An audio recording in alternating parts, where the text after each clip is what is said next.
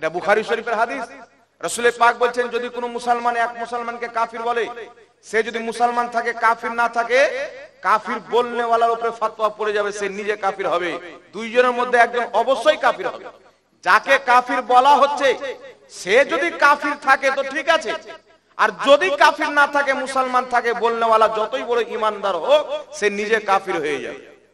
যেমন বাংলাদেশে আপনি দেখে হবে, বাংলাদেশে একজন বড় আলিম আছেন ডক্টর এনায়েতুল্লাহ আব্বাসী, আপনারা হয়তো অনেককে মোবাইলে দেখে হবে। তিনি কয়েকটা মৌলবীর উপরে কুফরের ফতোয়া দিয়েছে। তো কিছু লোকের মগজ মোটা, কিছু লোক বলতে চায় যে আব্বাসীর কোনো কাজ নাই, এ শুধু মানুষকে কাফির বানায়। কিন্তু কেউ যদি দায়িত্বশীল মুফতি থাকে, হক্কানি আলিম থাকে, দায়িত্বশীল মুফতি থাকে, আর সে যদি কোনো ব্যক্তির উপরে কোনো মৌলবী হোক আর সাধারণ লোক হোক কুফরি করার জন্য কাফিরের ফতোয়া দেয়, এটা সে নিজের দায়িত্ব পালন করলো, কাউকে কাফির বানালো না, সে কুফরি করেছে সেটা দেখিয়ে দিল, সেটা বলে দিল। কথা বুঝতে পারছেন কি পারেন না বাবা? কেউ কাউকে কাফির বানাতে পারে না, তবে কেউ যদি কুফরি করে তার কুফরিটা ধরিয়ে দেওয়া, তার উপরে কাফিরের ফতোয়া দেওয়া, এটা ইসলামিক মুফতিদের উপরে ফরজে আইন রয়েছে। যদি কাফিরের উপরে কুফরের ফতোয়া না দেয়, হাজার লোকের ঈমান ধ্বংস হয়ে যাবে। হতে পারে কি পারে না বাবা? একজন বক্তা এমন বক্তব্য দিলেন, তার বক্তব্যের মধ্যে কুফরি রয়েছে। যেমন একজন বক্তা বক্তব্য দিয়েছিল যে মা খাদিজাতুল কুবরা রাদিয়াল্লাহু তাআলা আনহা ইনটেক ছিলেন না, নাউজুবিল্লাহি মিন যালিক। নোংরা ভাষা ইউজ করেছিলেন, পাওড়া একটা বুড়ি মেয়ে ছিলেন, 3টা 4টা বিয়ে তালাক খেয়ে গিয়েছিলেন, এইভাবে তিনি আর তাওহীন করেছিলেন। তো মা খাদিজাতুল কুবরা রাদিয়াল্লাহু তাআলা আনহা তাওহীন কুফর নয়? 100% কুফর, তার কারণে তার উপরে কুফরের ফতোয়া দিয়েছিল। কিন্তু যারা কুফরকে পছন্দ করে তারা তো সাপোর্ট করবে, কিন্তু আহলে সুন্নাত ওয়াল জামাত তো কুফরকে পছন্দ করে না। কিয়ামত পর্যন্ত কেউ যদি কুফরি করে তাকে কাফির বলা এটা মুফতির উপরে ফরজ বা আল্লাহ পাকের সুন্নাত। কারণ আল্লাহ তাবারাক ওয়া তাআলা নবীর একজন তাওহীন করেছিল, অপমান করেছিল, তো আল্লাহ বলেছিলেন লা তা'তাযিরু কাদ কাফারতুম বাদা ঈমানিকুম, তুমি ঈমান আনার পরে কাফির হয়ে গেছো। মানে ঈমান আনার পরে নবীর গুস্তাখি করলো তো কাফির হয়ে গেল। একজন মুসলমান যদি রাসূলুল্লাহর তাওহীন করে, গুস্তাখি করে, কাফির হবে কি হবে না? যেমন বাংলাদেশের কিছু মৌলবি বলে নবীর মুখ দিয়ে দুর্গন্ধ বের হতো, এটা কি নবীর অপমান নয় বাবা? এটা কুফরি হবে না? 100% কুফরি। এটাকে যে কুফরি না মনে করবে তারও ঈমান থাকবে না, এত স্পষ্ট কুফরি। কারণ নবী মুস্তাফার মুখ তো অনেক আলা, এই জবানে তো আল্লাহ কথা বলতেন। আমার নবীর ঘামেও খুশবু, আমার নবীর রক্তেও খুশবু, আমার নবীর জামাতেও খুশবু। আজ পর্যন্ত 1450 বছর পূর্বে নবী রওজাতে চলে গেছেন, নবী মুস্তাফার খুশবু আজ পর্যন্ত মদিনার অলি গলিতে পাওয়া যায়। জোরে বলুন সুবহানাল্লাহ। তাহলে সেই নবী মুস্তাফার মুখ দিয়ে দুর্গন্ধ বের হতে কোন মুসলমান বলতে পারে? নিঃসন্দেহে ইহুদি খ্রিস্টানের দালাল। কাকে কথা লাগলো বাবা আমার দেখে কোনো লাভ নাই। যে নবীর নয় সে আমাদের নয়, যে রাসূলুল্লাহর নয় সে আমাদের নয়, যে আউলিয়া আল্লাহর নয় সে আমাদের নয়। যারা রাসূলের শ্রদ্ধা করে, আউলিয়া আল্লাহকে মানে, হক্কানি পীর মাশায়েখদেরকে বিশ্বাস করে, তাদেরকে আমরা নিজের ভাই মনে করি। আর যারা ইনাদেরকে মানে না তারা তো মুসলমানই নয়, তো আমাদের ভাই কি করে হতে পারে? যারা বর্তমান জামানায় নিজেকে আহলে হাদিস বলে, আমার মনে হয় এরা যদি ইমাম মানত, এরা 4 ইমামকে বাদ দিয়েছে। আবু হানিফার মতন ইমাম চলবে না, ইমাম শাফি চলবে না, ইমাম মালিক চলবে না, ইমাম আহমদ বিন হাম্বল চলবে না। আমি রিসার্চ করলাম কেন চলবে না, তো দেখতে পেলাম আবু হানিফা রাহমাতুল্লাহ আলাইহি 5 লক্ষ হাদিসের হাফিজ ছিলেন, নবীর প্রত্যেকটা হাদিসের উপরে তিনার দৃষ্টি ছিল। ইমাম মালিক রাহমাতুল্লাহ আলাইহি, ইমাম আহমদ রাহমাতুল্লাহ আলাইহি 10 লক্ষ হাদিসের হাফিজ ছিলেন। ইমাম মালিক লক্ষ লক্ষ হাদিসের হাফিজ, ইমাম শাফি সম্ভবত 7 লক্ষ হাদিসের হাফিজ ছিলেন। এত লাখ হাদিস যে মুখস্থই জানে, তিনি কত বড় আলিম হবে বাবা? তো আমি চিন্তা করলাম এখন কিছু লোক কিছু মৌলবীর বক্তব্য শুনে বলছে যে এদের মতন ইমামকে মানা যাবে না, তো তাদের কতটুকু ইলম আছে। তো আমি যখন সার্চ করলাম তো প্রত্যেকটা হাদিস ভুল পড়ে। কেউ দেখে কায়দা পড়তে জানে না, কেউ দেখে হাদিস পড়তে জানে না, কেউ হাদিস পড়ছে তো কোনটা ট্যাং ভাঙছে, কোনটা হাত ভাঙছে, কার কেরাত শুদ্ধ নাই, কার গ্রামার শুদ্ধ নাই, বিভিন্ন রকমের ভুলভাল হাদিস পড়ছে। আর তারা বলছে ইমাম মানা যাবে না যারা লাখ লাখ হাদিস জানতেন। কথা বুঝে আসছে গেছে না বাবা? কিন্তু সে যে জন্ম হয়েছে যে মায়ের কোখ থেকে, তার মা ইমাম মাননেওয়ালা, যার পানির মাধ্যমে আল্লাহ তাকে মায়ের শিকামে পাঠিয়েছেন সেও মাযহাব মাননেওয়ালা। একটা মাযহাবের বাড়িতে জন্ম নিয়ে বলছে যে আমরা কোনো ইমাম কোনো মাযহাব মানি না। তো মুকাদ্দার দেখেন, এই মৌলবীর কথা যারা শুনলো তারা এই মৌলবীর মাযহাব মানলো।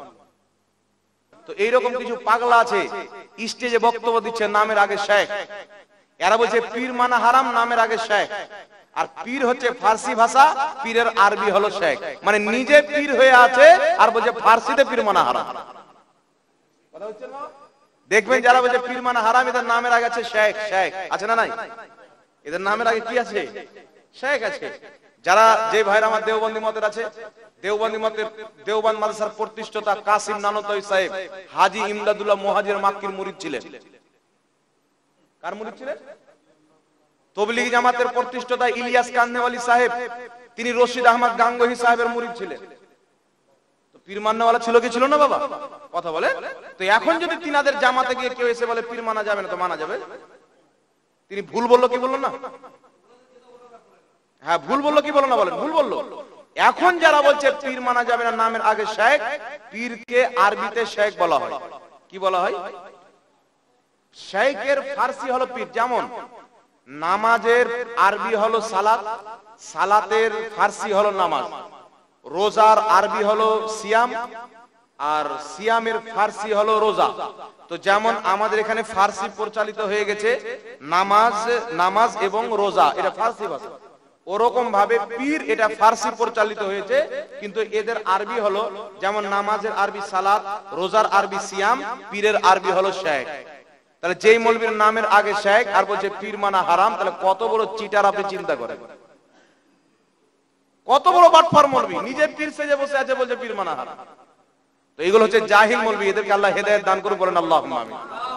তবে আলহামদুলিল্লাহ বিরাদর ইসলাম, পীর মানা কোরআনে আছে, মুরিদ হওয়া কোরআন পাকে আছে। সূরাতুল ফাতহ আয়াত নাম্বার 10, আমার নবী মুরিদ করেছেন। আল্লাহ বলেছেন, মাহবুব যারা তোমার হাতে বাইত করলো, আমি আল্লাহর হাতে বাইত করব।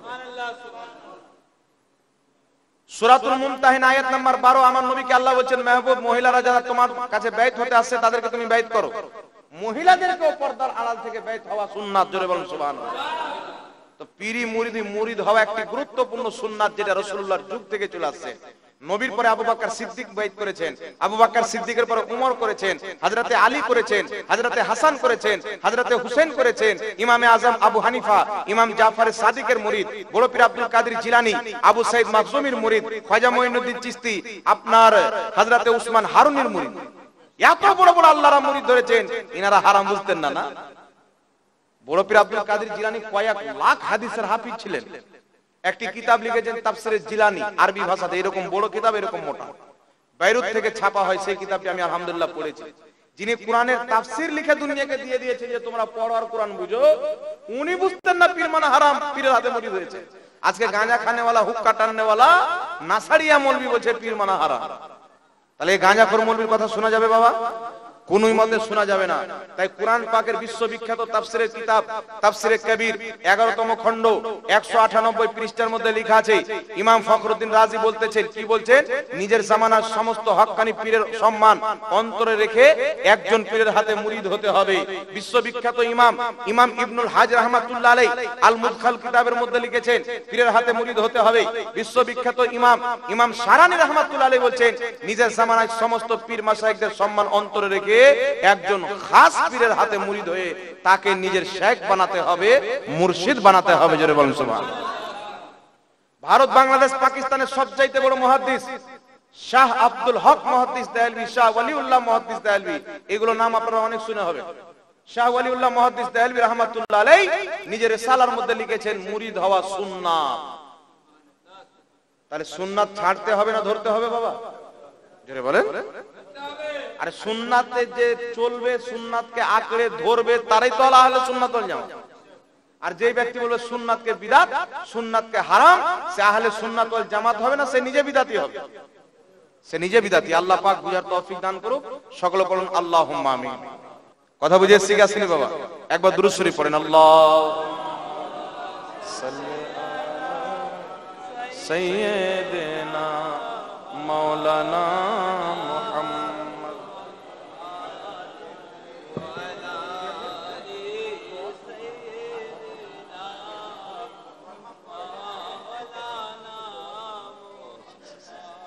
সাল্লাল্লাহু তাআলা আলাইহি ওয়াসাল্লাম। সবাই বলেন সাল্লাল্লাহু আলাইহি ওয়াসাল্লাম।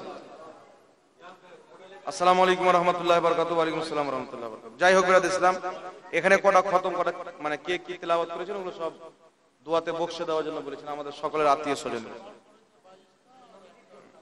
খাতমে কোরআন 22টা আর কালেমা শরীফ হচ্ছে একটা খতম।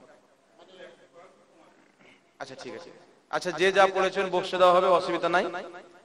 তো আপনাদেরকে একটা কথা বলি বাবা, এই যে কোরআন খতম আছে, এখানে কোরআন খতম আছে না, মানুষ যখন মারা যায় তো আমরা ওই মানুষের মারা 4 দিন পর, 5 দিন পর, 40 দিন পর, যে যতদিন পর পরে ওখানেও কিন্তু মানুষজনকে ডেকে আমরা কোরআন খতম করি। করেন কি করেন না? এই কোরআন খতম করাকে ইসালে সওয়াবের জন্য অনেকেও নাজায়েজ বলে, অনেকেও বিদআত বলে, অনেকেও হারাম বলে, ইত্যাদি ইত্যাদি, যার যেটা ইচ্ছা আছে সেটা কিন্তু বলে। তো যখন আমাকে এটা বক্সেতে বলেছেন, তো আমি চাই যে এটা আপনাদেরকে একটু বুঝিয়ে দেওয়ার আমি চেষ্টা করি। 10 মিনিট সময় দিবেন আপনারা? সময় যদি দেন তো বুঝিয়ে দিচ্ছি। কোরআন খতম করা, বাংলাদেশে একটা মাওলানা আছে আকরামুজ্জামান বলে তার নাম। এই মাওলানা সাহেবকে জিজ্ঞাসা করা হলো পুরচা দিয়ে এরকম যে হুজুর, কোরআন শরীফ সম্মিলিতভাবে তেলাওয়াত করে কোরআন খতমের উদ্দেশ্যে সবাই মিলে কোরআন তেলাওয়াত করা কি? তো উনি বলছেন হারাম। ডাইরেক্ট বলছেন না জায়েজ, ডাইরেক্ট বলছেন হারাম। শুধু এক ক্ষেত্রে জায়েজ। কোন ক্ষেত্রে? বলছেন যদি শিক্ষার নিয়তে ছেলে পিলে পড়াশোনা করে একসাথে, ওটা জায়েজ। বাকি সব জায়গাতে একসাথে কোরআন তেলাওয়াত করা না জায়েজ সম্মিলিতভাবে। তবে এটা তিনার বানানো ফতোয়া, শরীয়তের ফতোয়া নয়। সুনানুদ দারমির মধ্যে হাদিস, আল আজকারের মধ্যে ইমাম নববী হাদিসটি উল্লেখ করে বলছেন হাযা হাদিসুন সহিহুন, হাদিসের সনদ সহিহ। সাহাবায়ে কেরাম নিজের জামানায় যারা কোরআন ভালো তেলাওয়াত করতে জানতেন তাদেরকে ডাকতেন, ডেকে একত্রিত হয়ে সবাই মিলে কোরআন তেলাওয়াত খতম করতেন। কোরআন খতম করে তিনারা দোয়া করতেন। আর সাহাবী বলেন যে আমাদের বিশ্বাস ছিল কোরআন খতম করে যে দোয়া করা হয় ওই দোয়াটা আল্লাহর দরবারে কবুল হয়ে যায়। তো সবাই মিলে বসে কোরআন তেলাওয়াত করা, সেটা মৃত্যু ব্যক্তির ইসালে সওয়াবের উদ্দেশ্যে হোক বা আর কোনো উদ্দেশ্যে হোক, এটা হচ্ছে সুন্নাতে সাহাবা, কোনই মতে অবৈধ নয়, বরং সওয়াবের কাজ। তাই আমরা মানুষ মারা যায় তো 4 দিনে 40 দিনে মানুষজনকে একত্রিত করে কোরআন তেলাওয়াত করি, তার সওয়াব মৃত্যু ব্যক্তির নামে বক্সে দিই। এই বক্সালে সওয়াব যাবে কি যাবে না? কোরআন তেলাওয়াত করলাম আমি, সওয়াবটা বক্সাবো তো যাবে কি যাবে না? এই মসলা আমি দিব না। আপনার মাজমাউ যাওয়াইদের মধ্যে সহিহ সনদে হাদিস বর্ণিত। হাদিসটি কি?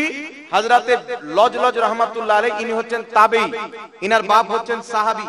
তিনার বাপ ইন্তিকালের পূর্বে নসিহত করছেন, বেটা আমি যখন মারা যাব, আমাকে দাফন করার পর আমার কবরের পায়ের দিকে গিয়ে সূরা বাকারার প্রথম অংশ পড়বে, আর মাথার দিকে গিয়ে সূরা বাকারার শেষ অংশ পড়বে। অনুরূপ বলতে আমি আমার নবীকে শুনেছি। কেন পড়বে? মুহাদ্দিসিনে কেরাম বলছেন সূরা বাকারা পড়লে মৃত্যু ব্যক্তির উপকার হয়। জোরে বলেন সুবহানাল্লাহ। তাহলে কি বুঝা গেল যে কোরআন পড়লে মৃত্যু ব্যক্তির উপকার হয়। তার কারণে আনসার সাহাবাগণ যখন কোনো মানুষ মারা যেত, ওই মানুষের কবরের পাশে গিয়ে কোরআন তেলাওয়াত করত। তাই আপনি আপনার পীরের মাজারের পাশে, কোন আল্লাহর ওলির মাজারের পাশে গিয়ে কোরআন তেলাওয়াত করেন, জায়েজ আছে। ইমাম বদরুদ্দিন আইনি বুখারী শরীফের সারা উমদাতুল কারির মধ্যে লিখেছেন যে কবরের জিয়ারত করতে গিয়ে কবরের পাশে কোরআন তেলাওয়াত করা, তার সওয়াব মুর্দাকে বকশে দেওয়া শরীয়তে জায়েজ আছে।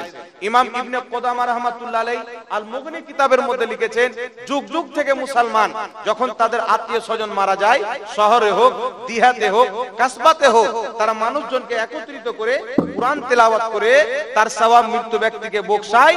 আর এই বিষয়ে মুসলমানের ইজমা আছে যে কোরআন তেলাওয়াতের সওয়াব মুর্দার কবরে যায়। জোরে বলেন সুবহানাল্লাহ। অনেক দলিল আছেন, বয়ান করতে গেলে সারা রাত্রি শেষ হয়ে যাবে। রাত্রি অনেক হচ্ছে, আমি লম্বা করব না, 2-4টা দলিল দিলাম যথেষ্ট। তাই 4 দিনে হোক, 5 দিনে হোক, 40 দিনে হোক, বাপ মারা গেছে, মা মারা গেছে, যারা সমাজে কোরআন তেলাওয়াত করতে জানে তাদেরকে ডেকে কোরআন তেলাওয়াত করে সেই সওয়াব পিতা মাতা আত্মীয় স্বজন নামে বকশে দেওয়া, এটা শুধু জায়েজ নয়, আপনার বাপ মারা গেছে, বাপকে তোহফা দেওয়া হলো, বাপ উপকৃত হবে। মা মারা গেছে, মা উপকৃত হবে। আর আমরা চাই আমাদের পিতা মাতা আত্মীয় স্বজন কবরে উপকৃত হোক। চাই কি চাই না? যেমন আমার আপনার নবী কবরের পাশে দিয়ে যাচ্ছেন, বুখারী তিরমিজির হাদিস, দাঁড়িয়ে গেলেন সাহাবী, দুটি কবর আযাব হচ্ছে, খেজুরের ডানা নিয়ে এসো। সাহাবী খেজুরের ডানা নিয়ে আসলেন, দুই ভাগে বিভক্ত করে নবী রেখে দিলেন। রাখার পরে রাসূল পাক বলেন যতদিন পর্যন্ত খেজুরের ডানা কাঁচা থাকবে এদের কবর আযাবে কমতি থাকবে। কেন কমতি থাকবে?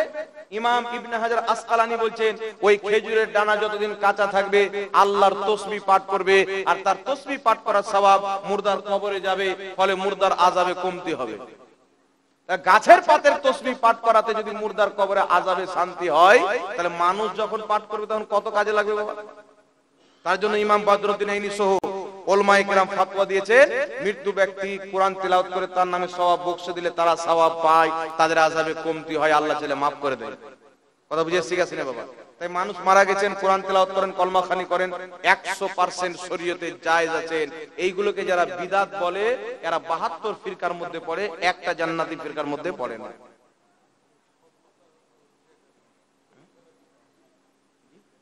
হ্যাঁ, সব পাতা জিকির করে। ইমাম ইবনে হাজার আসকালানী রাহমাতুল্লাহ আলাইহি বুখারী শরীফের সারা ফাতহুল বারীর মধ্যে লিখেছেন যে কোন গাছের হারাবারা পাতা দেওয়া জায়েজ আছে, তবে খেজুর পাতা উত্তম, কারণ ওটা সরাসরি রাসূল দিয়েছে। কোথাও খেজুরের পাতা নাই, অন্য পাতা দিলেও তার পাঠ করা তাসবিহে মুর্দা উপকৃত হবে। কারণ আল্লাহ বলেছেন সাব্বাহা লিল্লাহি মা ফিস সামাওয়াতি ওয়াল আরদ, জমিন আসমানে যা কিছু আছে আল্লাহ তাসবিহ পাঠ করে। তো খেজুর পাতা নবী দিয়েছেন, তো ডাইরেক্ট খেজুর পাতা দিলেন তো বেশি উত্তম। খেজুর পাতা নাই, বোরের পাতা দিলেন, অন্য কিছু গাছের পাতা দিলেন, এতিও যতদিন কাঁচা থাকবে তাসবিহ পাঠ করার সওয়াব কবরে মুর্দা পাবে, বলেন সুবহানাল্লাহ।